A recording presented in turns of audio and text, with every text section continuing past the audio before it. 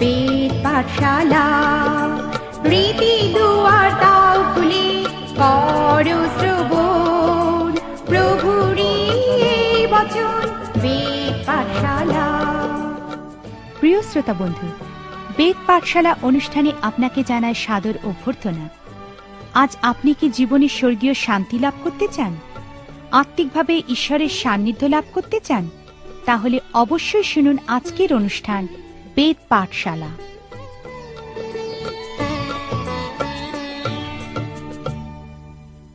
প্রিয় শ্রোতা বন্ধু, বেদ পাঠশালা অনুষ্ঠানে আপনাকে স্বাগত জানাই।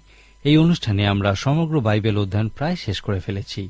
আমরা এখন নতুন নিয়মের প্রায় শেষে এসে পৌঁছেছি এবং সাধু জাকবের পত্রটি অধ্যয়ন করছি। আমরা দেখেছি যে পরিত্রাণের উৎস এবং পরিণতির বিষয়ে সাধু জাকব কি বলেছেন। আজকে আমরা দেখব পবিত্রীকরণের উৎস এবং পরিণতির বিষয়ে সাধু জাকব কি বলেছেন।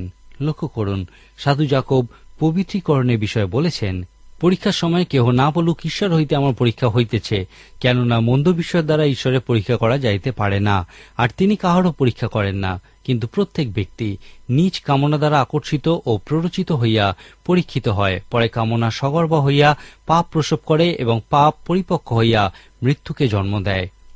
হে আমার প্রিয় ভাতৃগণ, ভ্রান্ত হইও না। সমস্ত উত্তম দান এবং সমস্ত সিদ্ধ বর উপর হইতে আইসে, জ্যোতির্গণের সেই পিতা হইতে নামিয়া আইসে, যাহাতে অবস্থান্তর কিংবা পরিবর্তনজনিত ছায়া হইতে পারে না।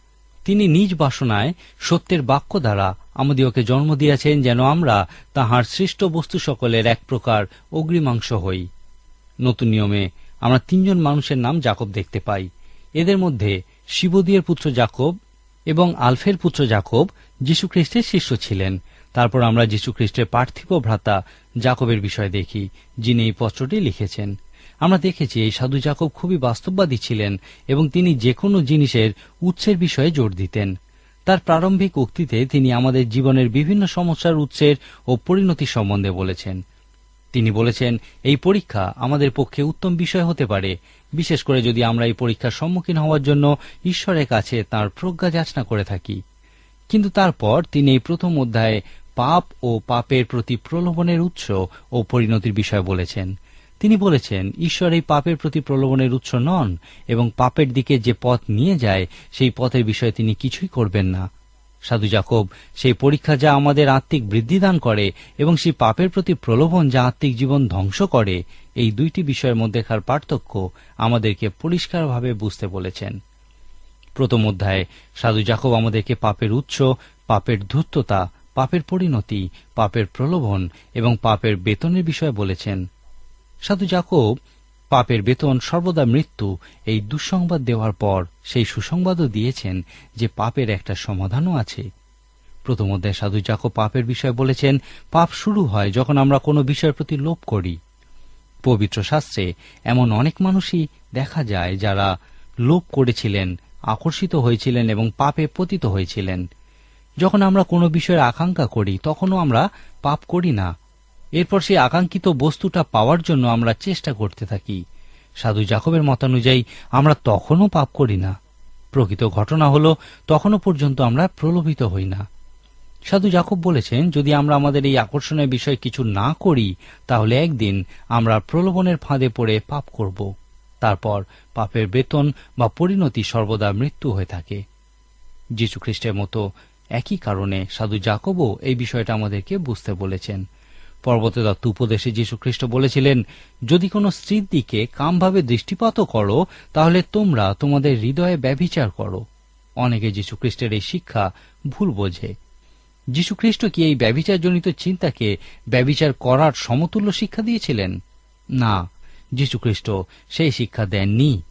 তিনি এই শিক্ষা দিয়েছিলেন যে প্রকৃতই যদি তোমরা ব্যভিচার না করতে চাও তাহলে এই ব্যভিচারজনিত চিন্তার উপরেও বিজয় লাভ করো। যীশুখ্রিস্ট এই শিক্ষা দিয়েছিলেন যে এই বিন্দুতেই আমরা যুদ্ধে জয়ী হই বা পরাজিত হই, প্রলোভনে পড়ে নয়। আজকের দিনে অনেকেই এই শিক্ষার সত্যতা যাচাই করে দেখতে পারে। এই পৃথিবীতে আজকের দিনে অনেক মানুষ এইভাবে চিন্তা করে, যদি তারা ব্যভিচার করতে পারে তাহলে তারা ব্যভিচার করবে। সুতরাং তারা তাদের সমমনস্ক মানুষ খুঁজে নেয় যখন তারা ব্যভিচার করতে চায়। যদি এই পাপ উৎসের সময় বন্ধ না করা যায় তাহলে ক্রমশ এই পাপের মধ্যে জড়িয়ে পড়তে হয় এবং তার পরিণতি ভোগ করতে হয়। যীশুখ্রিস্ট এবং সাধু যাকব এই কারণেই এই বিষয়ে শিক্ষা দিয়েছেন, কারণ তাদের শিক্ষা আমাদের কাছে এই পাপ সংক্রান্ত সমস্যার সমাধান। সাধু যাকব প্রথম অধ্যায়টি পাপের সমাধানজনিত সুসংবাদ দেওয়ার মধ্যে দিয়েই শেষ করেছেন। যীশুখ্রিস্ট এবং সাধু যাকব দুইজনেই বলেছেন শারীরিক সম্পর্কজনিত পাপের সমাধান হল ঈশ্বরের বাক্য। সাধু যাকব বলেছেন ঈশ্বরের পরিকল্পনা হল যেন আমরা ঈশ্বরের বাক্যের মধ্যে দিয়ে নূতন জন্ম লাভ করি, আর এই নতুন জন্মের অভিজ্ঞতার মধ্যে দিয়েই যেন আমরা পাপ সংক্রান্ত সমস্যার সমাধান লাভ করতে পারি। সাধু যাকব সাধু পিতরের মতো একইভাবে এই বিষয়টি বলেছেন। সাধু পিতর তার প্রথম পত্রে ঈশ্বরের বাক্যকে অক্ষয় বিমল বীজ রূপে ব্যাখ্যা করেছেন। এই বীজের ক্ষেত্রে সাধু পিতর যে গ্রিক শব্দ ব্যবহার করেছেন তার অর্থ হল বীর্য। তিনি ইহাকে মানুষের জন্ম পদ্ধতির মতোই ব্যাখ্যা করেছেন। সাধু পিতর তার প্রথম পত্রের 1 অধ্যায় 23 পদে বলেছেন, তোমরা ক্ষয়নীয় বীর্য হইতে নয়, কিন্তু অক্ষয় বীর্য হইতে ঈশ্বরের জীবন্ত ও চিরস্থায়ী বাক্য দ্বারা পুনর্জাত হইয়াছ। সাধু যাকবও এই একই বিষয়ে তার পত্রের প্রথম অধ্যায়ে শেষের পদগুলিতে বলেছেন যে ঈশ্বরের বাক্যই প্রকৃতপক্ষে আমাদের পরিত্রাণ সাধন করতে পারে এবং এই পরিত্রাণ বা নতুন জন্মের অভিজ্ঞতা আমাদেরকে পাপের ক্ষমতার উপরে বিজয় লাভ করতে সাহায্য করে। এই বিষয়টা অধ্যয়ন করুন এবং দেখুন আপনি ইহা বিশ্বাস করেন কিনা। সাধু যাকব তার পত্রের প্রথম অধ্যায় পাপ সংক্রান্ত দুঃসংবাদের সাথে পরিত্রাণের সুসংবাদও দিয়েছেন। ঈশ্বরের বাক্যেই আমরা আমাদের পাপ সংক্রান্ত সমস্যার সমাধান খুঁজে পাই। এই সুসংবাদের সাথে সাথে তিনি আমাদেরকে ঈশ্বরের বাক্যের প্রতি বাধ্য থাকার গুরুত্বের বিষয়ে সুন্দর উপদেশ দিয়েছেন, যা 2 অধ্যায় পর্যন্ত বিস্তৃত। সাধু যাকব প্রথম অধ্যায় শেষের দিকে বলেছেন, হে আমার প্রিয় ভাতৃগণ, তোমরা ইহা জ্ঞাত আছো, কিন্তু তোমাদের প্রত্যেকজন শ্রবণে সত্তর, কথনে ধীর, ক্রোধে ধীর হও, কারণ মনুষ্যের ক্রোধ ঈশ্বরের ধার্মিকতার অনুষ্ঠান করে না। অতএব তোমরা সকল অসুচিতা এবং দুষ্টতার উচ্ছ্বাস ফেলিয়া দিয়া মৃদুভাবে সেই রোপিত বাক্য গ্রহণ করো, যাহা তোমাদের প্রাণের পরিত্রাণ সাধন করিতে পারে। আর বাক্যের কার্যকারী হও, আপনাদিওকে ভুলাইয়া শ্রোতা মাত্র হইও না। কেননা যে কেহ বাক্যের শ্রোতা মাত্র, কার্যকারী নয়, সে এমন ব্যক্তির তুল্য যে দর্পণে আপনার স্বাভাবিক মুখ দেখে, কারণ সে আপনাকে দেখিল, চলিয়া গেল, আর সে কিরূপ লোক তাহা তখনই ভুলিয়া গেল। কিন্তু যে কেহ হেঁট হইয়া স্বাধীনতার সিদ্ধ ব্যবস্থায় দৃষ্টিপাত করে ও তাহাতে নিবিষ্ট থাকে, ভুলিয়া যাইবা শ্রোতা না হইয়া কার্যকারী হয়, সেই আপন কার্যে ধন্য হইবে। এই অংশটিকে এই কথাটির দ্বারা প্রকাশ করা যায়, বাক্যের কার্যকারী হও, আপনাদিওকে ভুলাইয়া শ্রোতা মাত্র হইও না।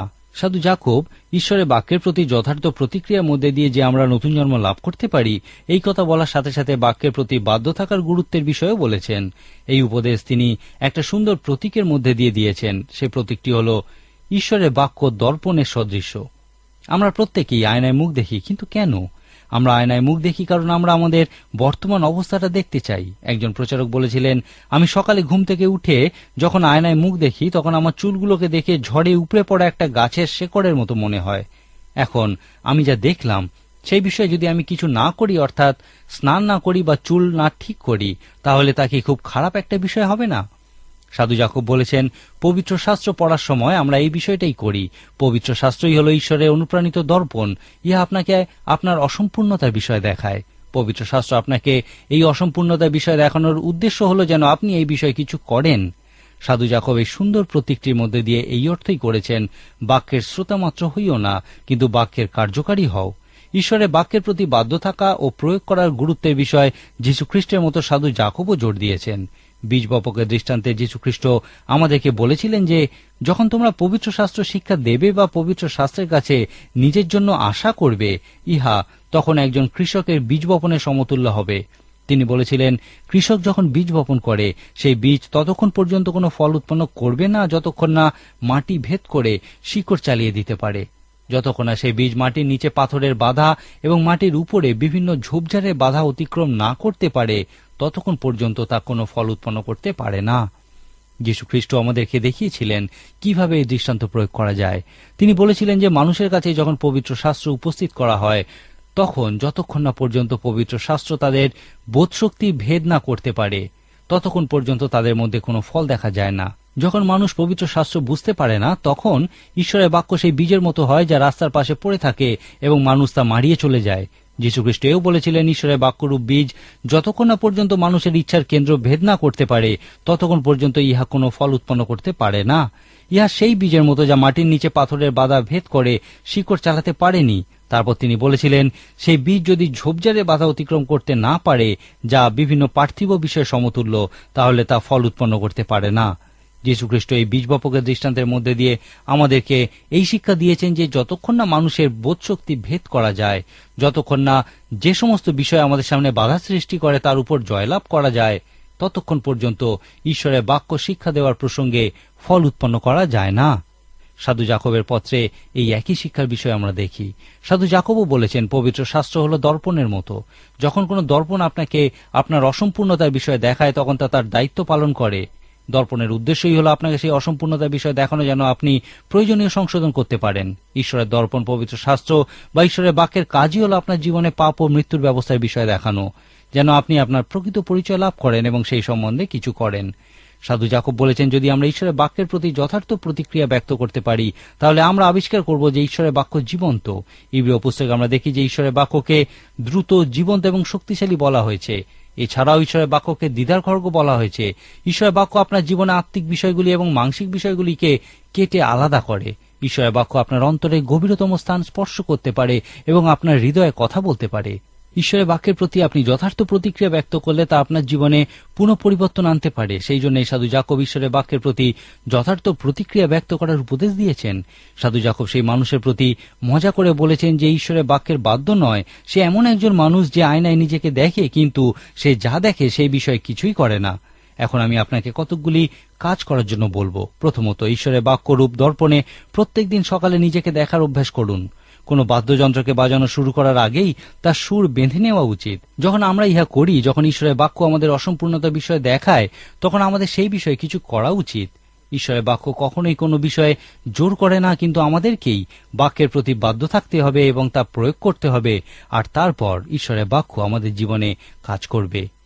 আমরা তার প্রেম আমাদের জীবনে ততক্ষণ পর্যন্ত প্রমাণ করতে পারি না, যতক্ষণ না আমরা নিজেদেরকে তার বেদিতে সমর্পণ করি। কারণ তিনি তাঁর আনন্দ ও শান্তি তাদেরকেই দেন যারা নির্ভর করে ও বাধ্য থাকে। নির্ভর করা ও বাধ্য থাকাই হল যীশু খ্রিস্টে খুশি থাকার একমাত্র পথ। এই কথাগুলি আমাদেরকে দেখায় কিভাবে ঈশ্বরের বাক্যরূপ দর্পণে আমাদের নিজেদেরকে প্রত্যেক দিন দেখা উচিত। ঈশ্বরের বাক্যে যখন প্রবেশ করবেন, তখন যীশু খ্রিস্টের মায়ের কথা মনে রাখুন, ইনি তোমাদিওকে যাহা কিছু বলেন তাহাই করো। আজকের মতো এখানেই শেষ করি। পরবর্তী অনুষ্ঠানে আপনি অবশ্যই আমাদের সঙ্গে উপস্থিত থাকুন।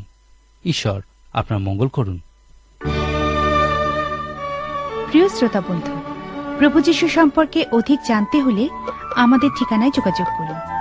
বেদ পাঠশালা, পোস্ট বক্স নম্বর 8956, ধর্মতলা পোস্ট অফিস, কলকাতা 700013। আবার বলছি, বেদ পাঠশালা, পোস্ট বক্স নম্বর 8956, ধর্মতলা পোস্ট অফিস, কলকাতা 700013। নমস্কার।